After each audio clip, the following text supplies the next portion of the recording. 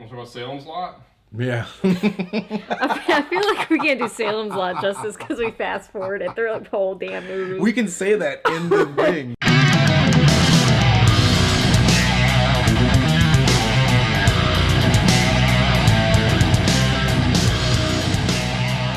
So, hey everybody, it's Horror Squad here. We got another review of a movie we watched like 2 weeks ago. We finally got down to review it. We watched the 1979 TV version of Salem's Lot, Stephen King, and it was directed by Tobe Hooper. Oh, it was Tobe Hooper. Tobe Hooper, the guy that directed Life Force. Life Force. And Texas Chainsaw And Texas Chainsaw Massacre. Life Force. No, seriously, Texas Chainsaw Massacre. So, he directed a lot of things, and so we were surprised to learn that,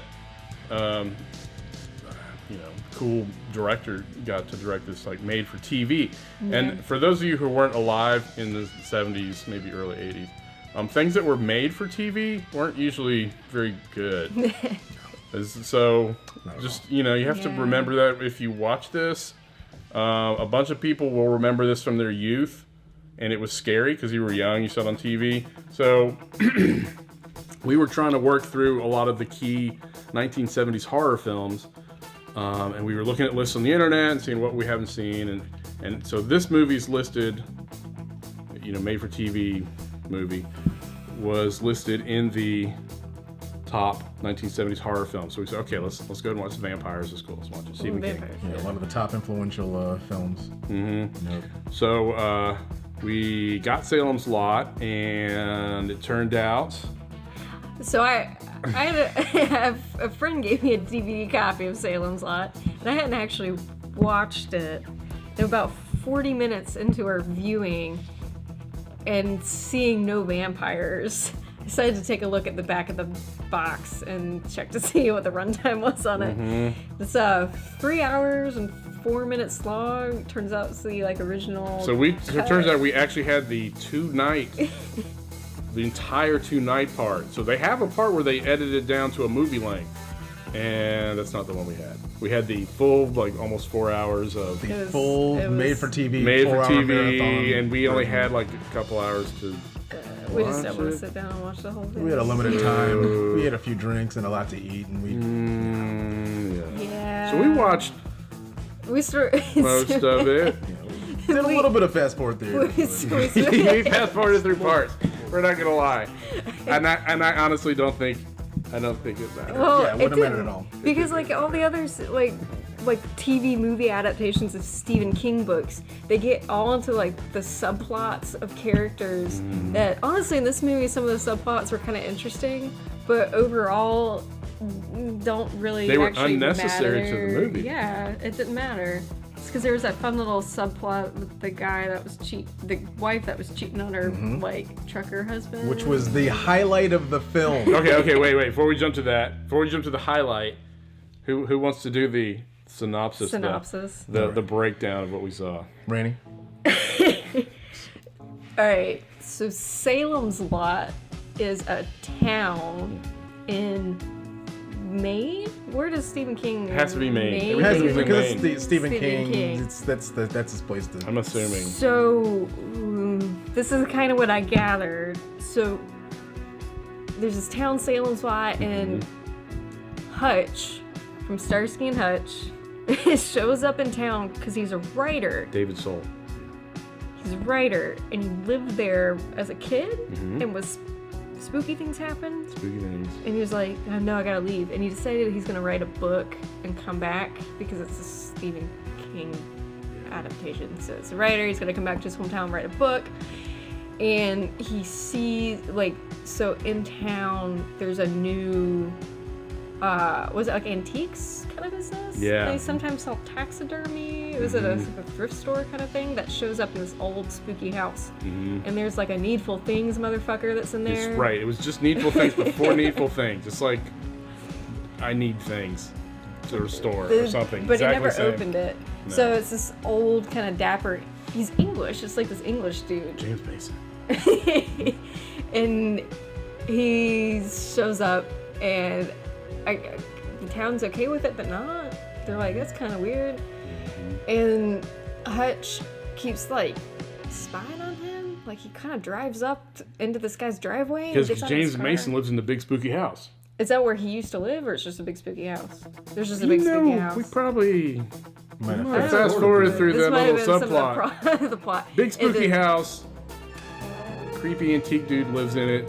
The writer keeps going up to the house, getting outside, whipping off his glasses and sweating a lot, and then what a long, getting in his car and driving away. Very long, unnecessary pauses of our main character looking at James Mason. I keep referring to him as the Golem, like the keeper of like Nosferatu, the vampire. But they have like these moments of eye contact where it's just back and forth, and then our main character's just sweating. It's progressively sweating. Long scenes of people looking at each other, just looking. They're just looking. Well, Fast forward like 3 minutes and they're still looking at each other. Well, the whole movie, there's like you keep like even like a little bit later. Okay, maybe I should finish this up, the plot, right? Okay, so this town, there's spooky house, weird needful things guy shows up and has some townspeople deliver a couple crates to this creepy house and padlock into the basement and padlock the basement. Well, wouldn't you know, turns out that these boxes are full of, or it's just one vampire, right? Yeah. It's Peter. Yeah, What we Peter do. from What We Do in the Shadows. AKA the Nosferatu. the young guy That was the named role vampire. Peter had before he did What We Do in the Shadows. This was his first role as vampire. Which we need to review, which is a great film, but it's back to Salem. Yeah, so he starts, Peter gets out and starts, I guess, turning townspeople into vampires, and that's kind of the movie is like Hutch and a couple townspeople, like some kid, vampire friends, like trying to get rid of these vampires. Yeah, amateur vampire hunters.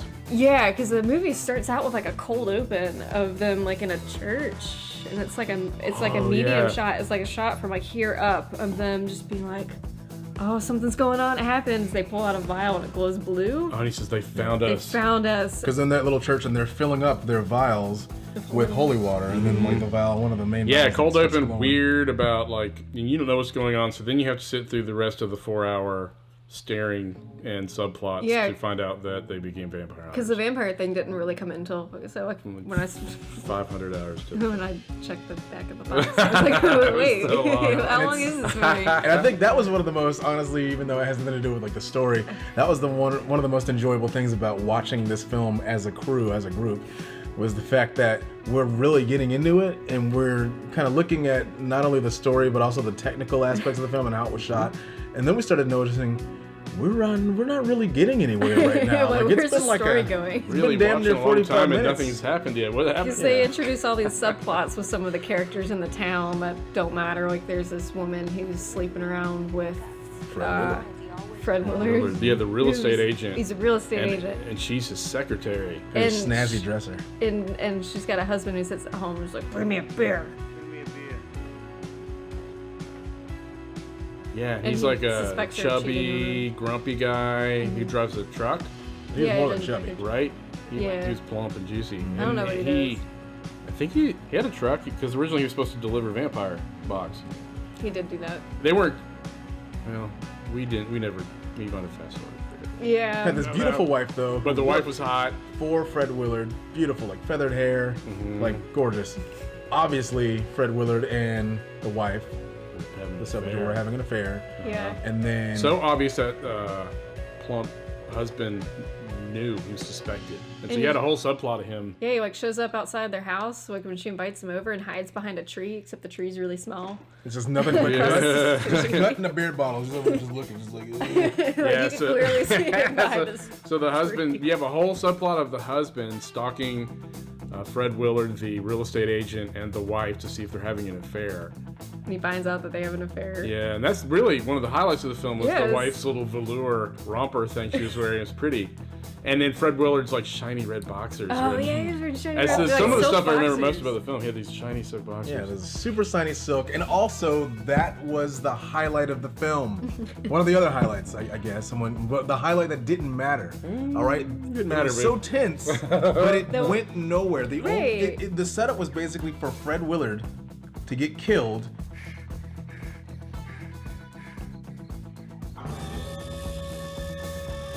And then they show him in his car, like, just dead.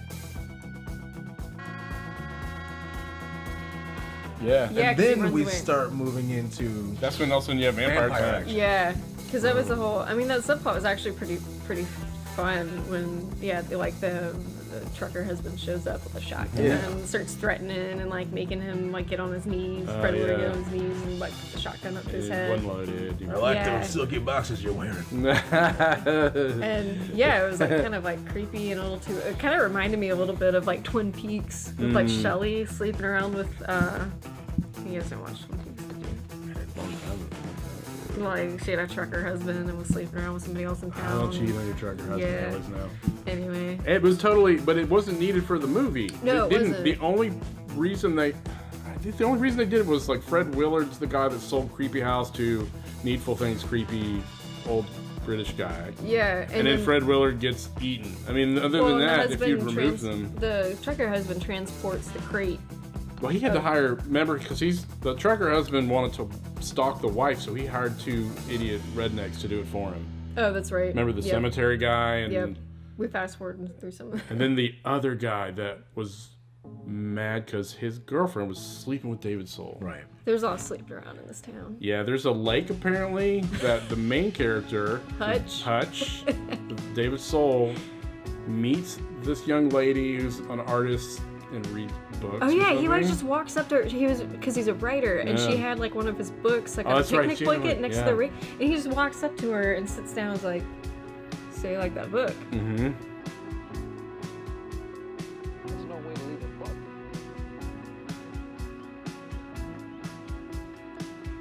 Book like that, your mouth. That's funny. And she's like, "Whoa, you're the guy that wrote the book?" And he's like, "Yeah, I am." Uh-huh. Instantly they fall in love. That's also, right. And then they have sex by a lake. little Couple of times, sex lake. Booty Lake is That just like segues straight into Friday the 13th. maybe worth mentioning that she was she was Bruce Willis's wife. Oh, that's Oh, right. Die Die Hard. Hard. Die Hard. That's right. Yeah. Greatest Christmas movie ever, by the way. But back to Salem plot. Yeah, she was good in that. Yeah. Yeah, and then vampires show up. I guess we can talk about the scene that everybody kind of remembers. So I didn't watch Salem's Lot growing up, but I know people that did. And there's the scene where there's like the kid that ends up teaming up with Hutch, except Hutch just throws him around. Yeah, it's He's just like, get out of here. That's so funny. But there's a scene where the kid who has his brother or friend that gets vampired. Oh, it's his brother. And it shows up in the middle of the night outside his window. And Yeah. it comes in all this fog and it's just scratching at the window. Yeah, so 2 brothers, just for some reason, all of a sudden they're walking through the woods. That's right. One of them runs off, the other gets attacked by a cloaked vampire-y thing or something. Mm-hmm.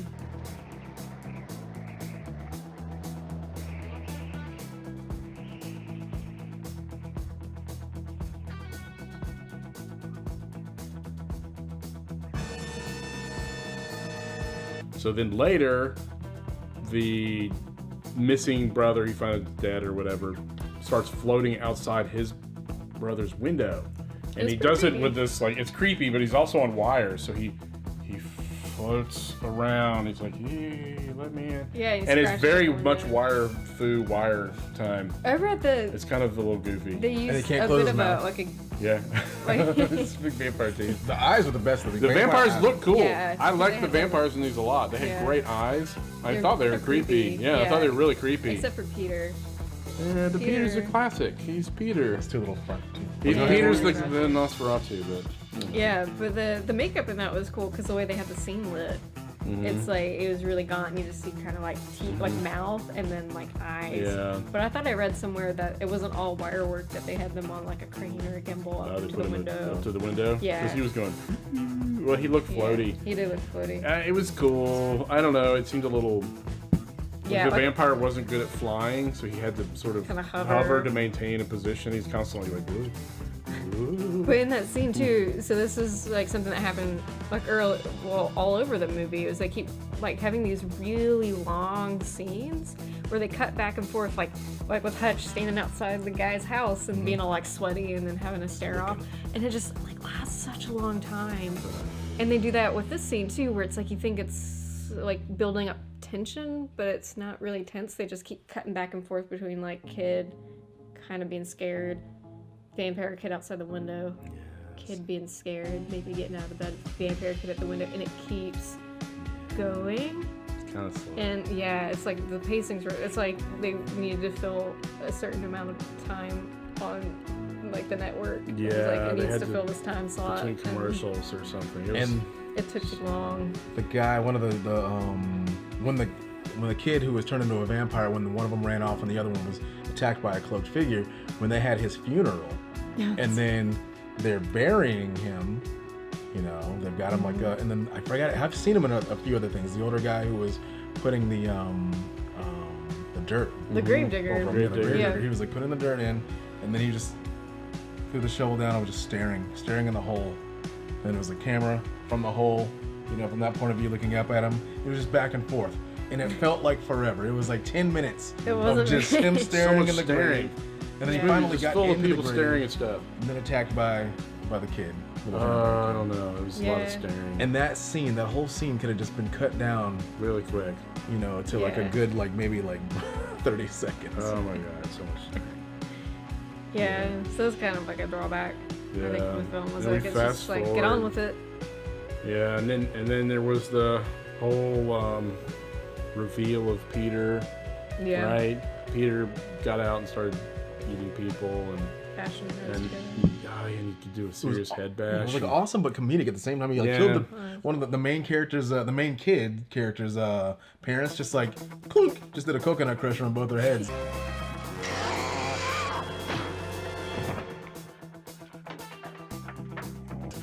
And then they both died. Both died. It was a little, That was it. sort of funny. And they had to say, you killed my parents, so that you knew that they actually had died. Yeah, they died. They didn't look like they died. They looked like he sort of did a knockout. And then someone's He mom, had like a slide whistle. Yeah, it's like someone's mom got turned into a vampire by Peter. I will fear no evil. Thy rod and thy staff, they comfort me. Daddy? Where are you, Daddy, darling?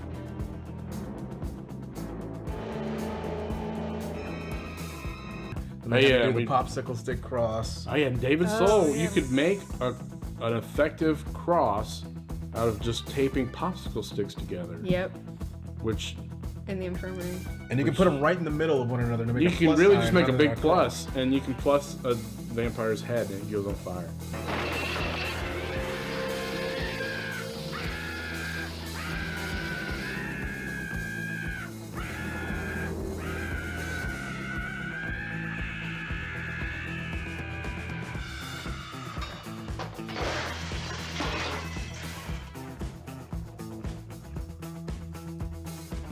Which was a pretty cool.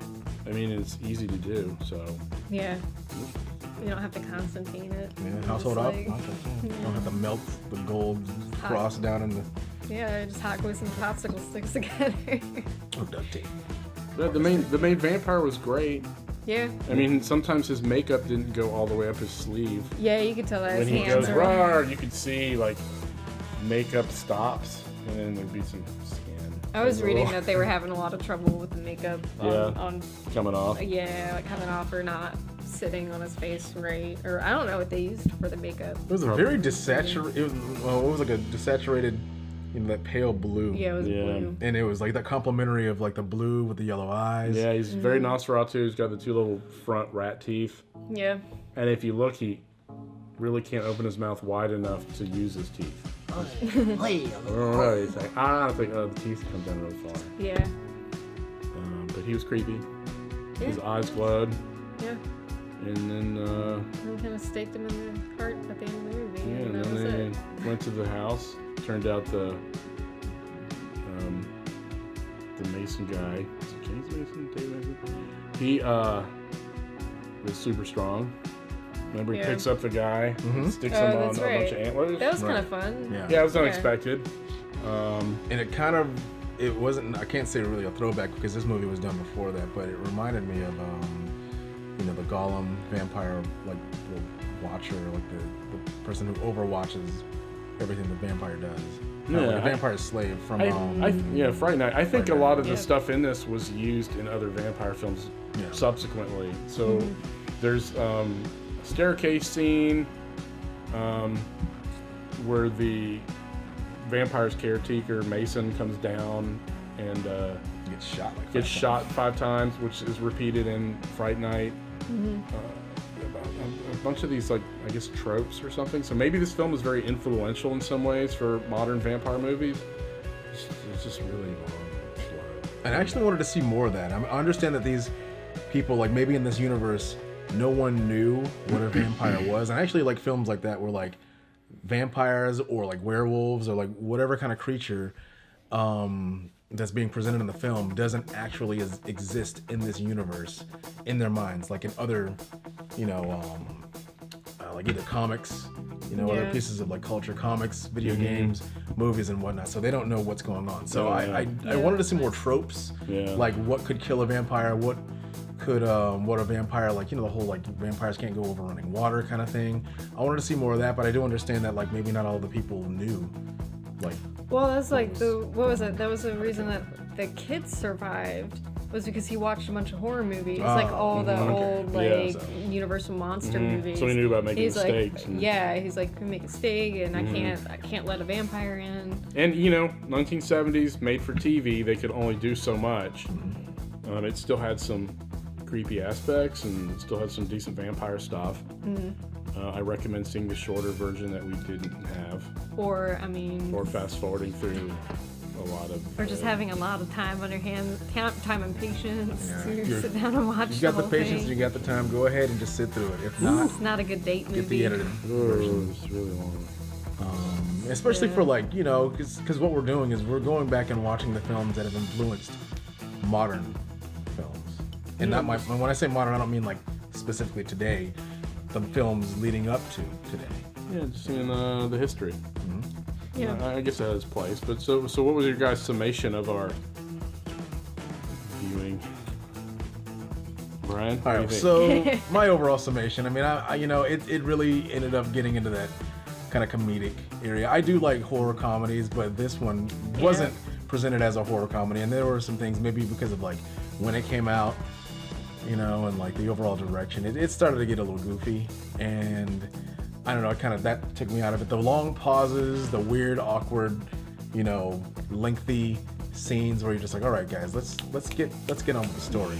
And then the arcs that just didn't make any sense in terms of like moving the story along. Like, I understand that, and what I like about Stephen King's work is that you really get into the characters, like around the town. That's fun. Yeah. But things got to drive along and get you going in the movie. So, I mean, overall, my summation would be in that C category. I'd probably give this just an average. It's just maybe a hard C. Again, you know, I mean, I know it sounds weird to be like so hard on these films, but you know, again, it's pacing wasn't working for me. Randy, what do you think? I mean, I feel like I can't give it like I can't give my full accolades for it either way, just because we didn't watch the whole thing. But I agree with Brian. It was definitely pretty slowly paced. But it was a TV movie, so, you know, like maybe it worked out if you're like watching it on TV over 2 nights and not just all in one sitting, binge watching it. I'd probably give it a C+, B- kind of thing. I enjoyed it more than The Hills Have Eyes. Yeah. Like, you know, I felt more engaged. There were moments that were kind of funny, that might have been unintentionally funny, and that I watched. I liked the effects more in this movie than the previous one we watched. And I like vampires, so that'll just automatically give me a bias for it anyway. It was alright. I liked it. It just was really slow. And you know, and remembering when it came out in the 70s, it was a time when TV was just like game shows and Happy Days or something. So it was different. But rewatching it, it's like, Jesus, this is really slow.